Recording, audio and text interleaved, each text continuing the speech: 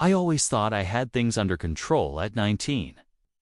I was just figuring life out between college classes, part-time work, and adjusting to the changes in our household. Ever since Dad remarried, things at home had shifted. It wasn't bad, just different. And my stepmother, Rachel, well, she was different to younger than most people expected, just a few years older than my oldest cousin. She brought a kind of modern energy to our home. At first, I kept my distance. I didn't know where I fit anymore, or even how I felt about her, but everything changed on one strange afternoon. It started like any other weekend. My dad had left early for a golf tournament with his coworkers, and I was home alone or so. I thought I had my earbuds and blasting music. While cleaning up my room, humming along with the lyrics, I didn't even notice the soft footsteps down the hall or the faint creak of the bathroom door next to my room, I figured.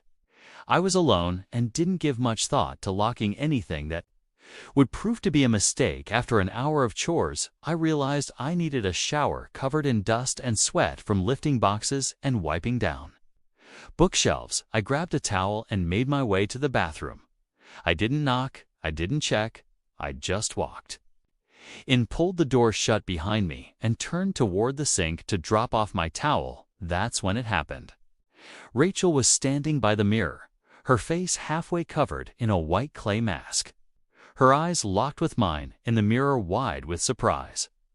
She wasn't fully dressed, just wearing a towel wrapped hastily around her chest, damp from what looked like a quick rinse under the shower. I froze, she gasped. Time stood still for a second, then exploded into chaos. "Oh my God, Dylan," she shouted. Clutching the towel tighter, I turned around so fast I nearly slipped on the mat. "I didn't know you were here. I thought you were at the salon today." "I was, but I came home early. You didn't hear me?" she asked from behind me. "No, I had my music up really loud, I swear." I had no idea. She sighed, a mix of amusement and awkward tension hanging in the air. Okay, it's fine. Just give me a second to finish up in here." I bolted out of the bathroom like I was fleeing a crime scene and slammed the door to my room shut.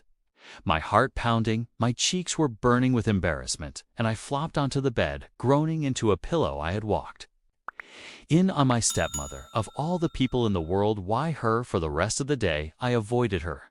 I stayed holed up in my room, pretending to study, and hoping the whole thing would blow over. But I couldn't stop thinking about it, not because of anything inappropriate, but because of how vulnerable and human she seemed in that moment. It was the first time I saw her not as my dad's new wife, but as a real person, someone who was figuring things out. Till later that evening, a soft knock came on my door. Rachel's voice was gentle. "Yeah," I replied without looking up. "Can we talk for a minute?" I hesitated, but eventually got up and opened the door. She was dressed casually now, her hair tied up, holding 2 mugs of hot chocolate. She handed one to me and walked over to sit on the edge of the couch in the living room. I followed and sat across from her. "About earlier," she began. "That was awkward, but I want you to know, I'm not mad. Things like that happen still," I said, gripping the mug. "I should have knocked. I was being careless." She smiled honestly. "I should have told you I was home. I was trying not to be in the way." We sat there for a while, sipping the hot chocolate in silence. "It's been weird, hasn't it?" she asked. "What do you mean?" "Me being here, being your stepmom." I shrugged a little. "Yeah? I didn't expect Dad to get remarried so soon, but you're not bad or anything. I just didn't know how to talk to you."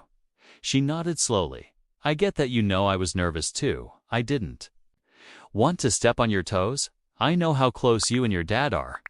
I looked up at her for the first time. I noticed the sincerity in her expression. "You don't have to walk on eggshells. I guess I was afraid you were trying to replace my mom." "I could never do that," she said quickly. "I respect what your mom meant to you and your dad. I'm not here to erase anyone."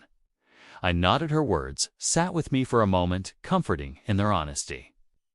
That night, for the first time since she moved in, we actually talked, not just small talk about groceries or chores, but real conversations about books.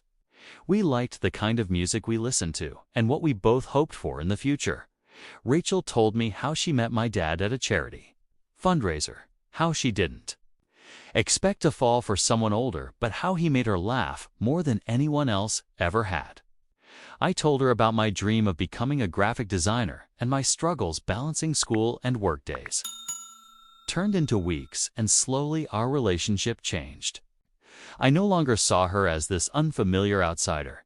She became part of my daily life, someone I could talk to about things I couldn't always share with my friends. She had a calming presence, the kind that made the house feel warmer one rainy afternoon. I came home from campus completely drenched. My umbrella had flipped inside out halfway through my walk, and I was miserable. Rachel was in the kitchen making soup. She looked up and laughed. "You look like a drowned raccoon," she said, grabbing a towel. "Thanks," I mumbled, dripping all over the tile. "Go take a hot shower. I'll leave some soup out for you." I nodded and headed upstairs. This time I knocked, no answer. I opened the door cautiously and stepped in. The moment reminded me of that first awkward encounter, but now it just made me smile. After the shower, I came downstairs dry and warm, and sat with Rachel by the fireplace. It became a routine, dinners together, movie nights, even the occasional trip to the grocery store. Dad was often away on business, but somehow the house didn't feel empty anymore. Rachel had filled the silence with stories, laughter, and understanding. One night, while we were watching an old comedy on TV, she turned to me and said, "You know, I'm really proud of you." I raised an eyebrow. "For what?" "For adjusting, for being open. I know this wasn't easy, but you've handled it better than most." Would her words meant more than I expected. I smiled. "Thanks. I guess I needed to let go of a few things to see who you really were." That odd bathroom encounter, something that once embarrassed me to no end, had become the beginning of something important, a connection. A bridge between two people thrown into each other's lives by fate and choice. The bond we developed wasn't perfect. We had disagreements, misunderstandings, and a few tense moments. But underneath all of it was mutual respect and eventually care. Rachel never tried to act like my mom. She never forced a relationship.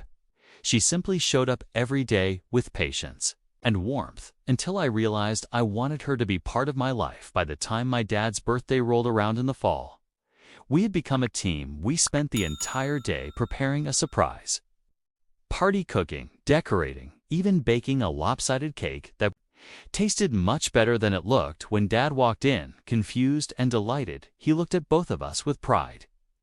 "You two, Gay," he said, "are the best things that ever happened to me." Rachel smiled and squeezed his hand. I stood beside them, knowing that while our family looked different now, it was still